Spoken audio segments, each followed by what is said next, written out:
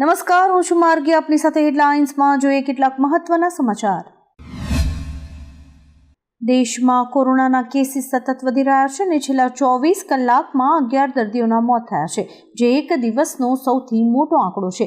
કુલ મૃત્યુઆંક 108 પર પહોંચ્યો છે. કેરળમાં સૌથી વધુ 7 મોત થયા છે, જ્યારે કે દિલ્હી, મહારાષ્ટ્ર, છત્તીસગઢ અને મધ્યપ્રદેશમાં પણ મૃત્યુ નોંધાયા છે. મોટાભાગના મૃતકો 60 વર્ષથી વધુ ઉંમરના અને અન્ય ગંભીર બીમારીઓથી પીડાઈ રહ્યા હતા. કેરળ 1920 એક્ટિવ કેસ સાથે ચિંતાજનક સ્થિતિમાં છે. ઇઝરાયેલ અને ઈરાન વચ્ચે ચાલી રહેલા યુદ્ધ અને મધ્ય પૂર્વમાં તણાવગ્રસ્ત સ્થિતિ વચ્ચે રશિયા અને ચીને મધ્યસ્થતા કરવાની ઓફર કરી છે. રશિયાના રાષ્ટ્રપતિ પુતિને ઇઝરાયેલના વડાપ્રધાન નેતન્યાહુ, ઈરાનના રાષ્ટ્રપતિ પેઝેશકિયાન અને અમેરિકી રાષ્ટ્રપતિ ટ્રમ્પ સાથે ફોન પર વાત કરી છે. રશિયા જરૂર પડે મધ્યસ્થી કરવા તૈયાર છે. ચીને પણ ઇઝરાયેલ અને ઈરાનને મધ્યસ્થતાની ઈચ્છા વ્યક્ત કરી છે. ઈરાનમાં ભારતીય દૂતાવાસે ત્યાં રહેતા તમામ ભારતીય નાગરિકોને તાત્કાલિક દૂતાવાસનો સંપર્ક કરવાની અપીલ કરી છે. ઉપરાંત દૂતાવાસે ભારતીય નાગરિકો અને PIOને સલાહ આપી છે કે જો તેમની પાસે પોતાના માધ્યમથી તહેરાન છોડવાનો વિકલ્પ હોય તો તેઓએ તાત્કાલિક તેમ કરવું જોઈએ અને સલામત સ્થળે ખસી જવું જોઈએ. અમદાવાદથી લંડન જતી એર ઇન્ડિયાની વધુ એક ફ્લાઇટ રદ કરવામાં આવી છે. ટેકઓફના માત્ર થોડા કલાકો પહેલા જ એક ટેકનિકલ ખામી સર્જાઈ હતી, જેની જાણ થતાં આ ફ્લાઇટ રદ કરવાનો નિર્ણય લેવાયો છે. આવામાં લંડન જવા નીકળેલા ઘણા યાત્રિકોને અમદાવાદ એરપોર્ટ પર અટકવાનો વારો આવ્યો હતો.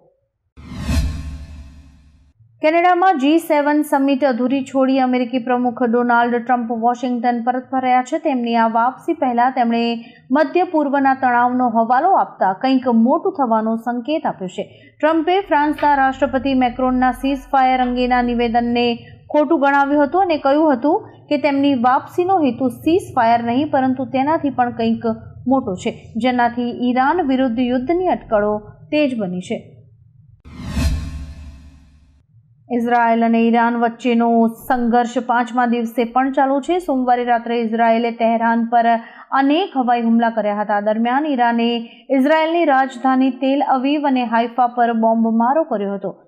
US રાષ્ટ્રપતિ ડોનાલ્ડ ટ્રમ્પે બધાને તાત્કાલિક ઈરાનની રાજધાની તહેરાન ખાલી કરવાની ચેતવણી આપી છે. તેમણે કહ્યું કે ઈરાન દ્વારા પરમાણુ કરાર પર હસ્તાક્ષર ન કરવા એ મૂર્ખામી છે. US એરક્રાફ્ટ કેરિયર USS નિમિત્ઝ દક્ષિણ ચીન સમુદ્રથી પશ્ચિમ તરફ આગળ વધ્યું છે. શિપ ટ્રેકિંગ ડેટા અનુસાર USS નિમિત્ઝ મધ્ય પૂર્વ તરફ જવા રવાના થયું હતું, જે હાલમાં ઇઝરાયેલ અને ઈરાન વચ્ચે તણાવ અને સંઘર્ષ વધી રહ્યા છે. પ્રદેશમાં પરિસ્થિતિની ગંભીરતાને જોતા US નેવી દ્વારા આ પગલું રાજકીય રીતે મહત્વપૂર્ણ માનવામાં આવે છે. જોકે US અધિકારીઓએ આ સંદર્ભમાં કોઈ જ માહિતી નથી આપી. G7 દેશો ખુલ્લેઆમ ઇઝરાયેલના સમર્થનમાં બહાર આવ્યા છે. કેનેડામાં G7 સમિટ દરમિયાન ઈરાન ઇઝરાયેલ યુદ્ધ પર G7 દેશોનું સંયુક્ત નિવેદન આવ્યું છે. નિવેદનમાં કહેવાયું છે કે ઇઝરાયેલ પાસે સ્વબચાવનો અધિકાર છે. પરિસ્થિતિ શક્ય તેટલી વહેલી તકે સામાન્ય થવી જોઈએ. ઈરાન પાસે ક્યારેય પરમાણુ શસ્ત્રો ન હોવા જોઈએ. G7 દેશોમાં America, Britain, France, Germany, Canada, Italy અને જાપાનનો સમાવેશ થાય છે. ઇઝરાયેલી સેનાએ કહ્યું છે કે તેણે મંગળવારે એક મોટા ઓપરેશનમાં ઈરાનના ટોચના સૈન્ય અધિકારી અલી શાદમાનીને મારી નાખ્યા છે. અલી શાદમાની ઈરાની સેનાના ઇમરજન્સી કમાન્ડર હતા. તાજેતરમાં જ તેમને સમગ્ર સેનાની કમાન સોંપવામાં આવી હતી, કારણ કે અગાઉના કમાન્ડર અલા અલી રાશીદનું પહેલા હુમલામાં જ મૃત્યુ થઈ ગયું હતું અને હવે ઇમરજન્સી કમાન્ડરનું પણ મૃત્યુ થઈ ગયું છે. દેશના ઘણા રાજ્યોમાં ભીષણ ગરમી વચ્ચે હવામાનનો મિજાજ બદલાઈ ગયો છે. હવામાન વિભાગે આગામી 24 કલાક દરમિયાન કેરળ, તમિલનાડુ, કર્ણાટક, ગોવા, મહારાષ્ટ્ર, ગુજરાત, મધ્યપ્રદેશ, છત્તીસગઢ, ઓરિસ્સા, પશ્ચિમ બંગાળ, ઝારખંડ, બિહાર, સિક્કિમ, ઉત્તરાખંડ અને હિમાચલ પ્રદેશમાં ભારે વરસાદનું એલર્ટ જારી કર્યું છે. આ ઉપરાંત પૂર્વી ઉત્તર પ્રદેશમાં પણ છૂટાછવાયા ભારે વરસાદની શક્યતા છે. બોટાદમાં પડેલા વરસાદે જનજીવન અસ્તવ્યસ્ત કરી નાખ્યું છે. આ દરમિયાન બરવાળા તાલુકામાં સતત ધોધમાર વરસાદ પડ્યો છે, તેથી ઉતાવળી નદી બે કાંઠે વહેતી થઈ છે. પાણી પુલ પર આવતા ધંધુકા તરફ જવાનો એક તરફનો પુલ બંધ કરાયો છે. પુલ ઉપર પોલીસ બંદોબસ્ત ગોઠવાયો છે. બીજી તરફ ખાંભડા ડેમના 4 દરવાજા 0.90 મીટર સુધી ખોલાયા છે. ડેમમાંથી પાણી ઉતાવળી નદીમાં છોડાયું છે અને નીચાણવાળા ગામોને એલર્ટ કરાયા છે. વૈશ્વિક તણાવ વચ્ચે રશિયાએ આજે યુક્રેનની રાજધાની કીવ પર ડ્રોન અને મિસાઇલ વડે ભયાવહ એર સ્ટ્રાઇક કરી છે. ગૃહમંત્રી ઇહોર ક્લિમેન્કોના જણાવ્યા મુજબ રશિયાએ 27 સ્થળોએ હુમલા કર્યા છે, જેમાં રહેણાંક વિસ્તારો અને શૈક્ષણિક સંસ્થાઓને નિશાન બનાવાય છે. આ હુમલામાં 14 લોકોના મોત થયા છે અને 44થી વધુ ઘાયલ થયા છે, જે ફેબ્રુઆરી 2022માં શરૂ થયેલા યુદ્ધ પછીના સૌથી મોટા હુમલાઓમાંથી એક છે. ભાવનગર જિલ્લામાં ચોમાસાની ધમાકેદાર શરૂઆત થઈ ગઈ છે. ગઈકાલે સરેરાશ 10 ઇંચ વરસાદ નોંધાયો હતો. મહુવાના વડલી ગામમાં મેઘરાજાએ તાંડવ મચાવતા 5 મકાન ધરાશાયી થયા છે અને 250 જેટલા મકાનોમાં પાણી ઘૂસી ગયા છે, જેના કારણે ઘર વખરીને પણ ભારે નુકસાન થયું છે. ઉમરાળાનું થપનાથ ગામ સંપર્ક વિહોણું બન્યું છે અને પાલીતાણા શિહોરમાં 11 ઇંચ વરસાદથી જળબંબાકાર સર્જાયો છે. શેત્રુંજી ડેમનું જળસ્તર પણ સતત વધી રહ્યું છે. હવામાન વિભાગે આગામી 3 કલાક માટે કચ્છ, મોરબી, સુરેન્દ્રનગર, રાજકોટ અને બોટાદમાં ભારે વરસાદનું રેડ એલર્ટ જાહેર કર્યું છે, જ્યારે કે અમદાવાદ સહિત 13 જિલ્લાઓમાં મધ્યમ વરસાદ સાથે ઓરેન્જ એલર્ટ અપાયું છે. આગામી 7 દિવસ માટે પણ હવામાન વિભાગે અમદાવાદ, આણંદ, ભરૂચ, સુરેન્દ્રનગર, ભાવનગર, બોટાદ, પોરબંદર અને જૂનાગઢમાં રેડ એલર્ટની મોટી આગાહી કરી છે. ઈરાન અને ઇઝરાયલ વચ્ચે ચાલી રહેલા યુદ્ધ વચ્ચે હવે ઈરાને મોસાદ હેડક્વાર્ટર પર હુમલો કર્યો હતો. આ ઇમારત રાજધાની તેલ અવીવના હર્ઝલિયા ટાઉનમાં આવેલી છે. આ ઉપરાંત લશ્કરી ગુપ્તચર સાથે સંકળાયેલ ગુપ્તચર એજન્સી અમાનની ઇમારતને પણ નિશાન બનાવવામાં આવી છે. મોસાદના મુખ્યાલય પર થયેલા હુમલાનો એક વિડીયો પણ સોશિયલ મીડિયા પર વાયરલ થઈ રહ્યો છે. એર ઇન્ડિયાની વધુ 2 ફ્લાઇટ્સ કેન્સલ થઈ ગઈ છે. એર ઇન્ડિયાની દિલ્હી પેરિસ ફ્લાઇટ કેન્સલ કરાઈ છે. પેરિસથી દિલ્હી આવતી ફ્લાઇટ પણ રદ કરાઈ છે. એર ઇન્ડિયાની ફ્લાઇટ AI-143ને દિલ્હીથી ઉડાન ભરવાની મંજૂરી આપવામાં નથી આવી. અમદાવાદ પ્લેન ક્રેશ પછી એર ઇન્ડિયાના ઘણા વિમાનોમાં ખામી હોવાના અહેવાલો સામે આવ્યા છે.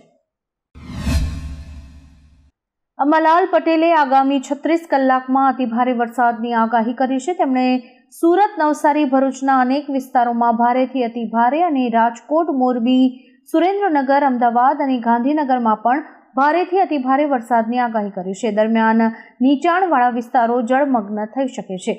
જૂનાગઢ, અમરેલી, ભાવનગરમાં ભારે વરસાદ આવી શકે છે. ઉત્તર અને મધ્ય ગુજરાતની નદીઓમાં પૂર પણ આવી શકે છે. ઈરાન ઇઝરાયલ યુદ્ધ દરમિયાન યુએસ રાષ્ટ્રપતિ ડોનાલ્ડ ટ્રમ્પે તહેરાનના લોકોને શહેર ખાલી કરવા કહ્યું હતું. આ અંગે ચીને યુદ્ધ માટે અમેરિકાને જવાબદાર ઠેરવ્યું છે અને કહ્યું છે કે તે આગમાં ઘી ઉમેરવાનું કામ કરી રહ્યું છે. વિદેશ મંત્રાલયના પ્રવક્તા ગુઓ જિયાકુને જણાવ્યું કે આગને વધુ ભડકાવવાથી કે તેમાં ઘી ઉમેરવાથી વર્તમાન પરિસ્થિતિમાં સુધારો નહીં થાય. ધમકીઓ કે દબાણથી આવા મામલા ઉકેલી નથી શકાતા. ઈરાનમાં ફસાયેલા ભારતીય વિદ્યાર્થીઓ અંગે મોટી ખબર આવી રહી છે. ઈરાનમાં ફસાયેલા ભારતીય વિદ્યાર્થીઓનો પહેલો જથ્થો આર્મેનિયા પહોંચી ગયો છે. 110 વિદ્યાર્થીઓને રોડ માર્ગે સુરક્ષિત રીતે યેરેવન પહોંચાડવામાં આવ્યા હતા. આ બધા વિદ્યાર્થીઓને ઉર્મિયા યુનિવર્સિટીમાંથી લવાયા હતા. અમદાવાદમાં યોજાનારી જગન્નાથ રથયાત્રાને લઈને એક મોટા સમાચાર સામે આવ્યા છે. જગન્નાથ રથયાત્રા સાદગીપૂર્ણ રીતે નીકળી શકે તેવી માહિતી સામે આવી છે. અમદાવાદમાં પ્લેન ક્રેશની દુર્ઘટનામાં 250થી વધુ લોકોના મૃત્યુ થયા છે, ત્યારે ચાલુ વર્ષે ભગવાન જગન્નાથની રથયાત્રા સાદગીપૂર્ણ રીતે કાઢવામાં આવે એવી સંભાવના છે. સરકાર અને જગન્નાથ મંદિરના મહંત તેમજ ટ્રસ્ટીની સાથે બેઠક કર્યા બાદ આ મામલે નિર્ણય લેવાઈ શકે છે. આજે સાંજે 4 વાગ્યા સુધીમાં ગુજરાતના 176 તાલુકાઓમાં વરસાદ ખાબક્યો છે, જેમાં સૌથી વધુ બોટાદના બરવાળામાં 7, સાયલામાં 6.22, મૂળીમાં 5.31, ઉમરાળામાં 4.76, બોટાદમાં 4.65, થાનગઢમાં 4.13 અને વલ્લભીપુરમાં 4.13 ઇંચ વરસાદ નોંધાયો છે. અમદાવાદમાં વાસણા બેરેજનો એક દરવાજો 3 ઇંચ ખોલાયો છે. ભાવનગરમાં શેત્રુંજી ડેમ 100% ભરાયો છે. આ ડેમના તમામ 59 દરવાજા 2 ફૂટ ખોલાયા છે. નીચાણવાળા 17 ગામોને એલર્ટ કરાયા છે. હવામાન વિભાગની આગાહી અનુસાર મહીસાગર જિલ્લામાં વરસાદી માહોલ જામ્યો છે. લુણાવાડા અને સંતરામપુર સહિત અનેક વિસ્તારોમાં ઝરમરથી ધોધમાર વરસાદી ઝાપટા જોવા મળ્યા હતા, જેના કારણે સમગ્ર વિસ્તારમાં ઠંડક પ્રસરી ગઈ છે. જે વિસ્તારોમાં સારો વરસાદ થયો છે ત્યાં ખેડૂતોએ ખેતીકામની તૈયારીઓ શરૂ કરી દીધી છે. ઉલ્લેખનીય છે કે 14 જૂનથી શરૂ થયેલો વરસાદ દરરોજ સાંજે વરસી રહ્યો છે. 16મી જૂને પણ જિલ્લાના તમામ 6 તાલુકામાં વરસાદ નોંધાયો હતો.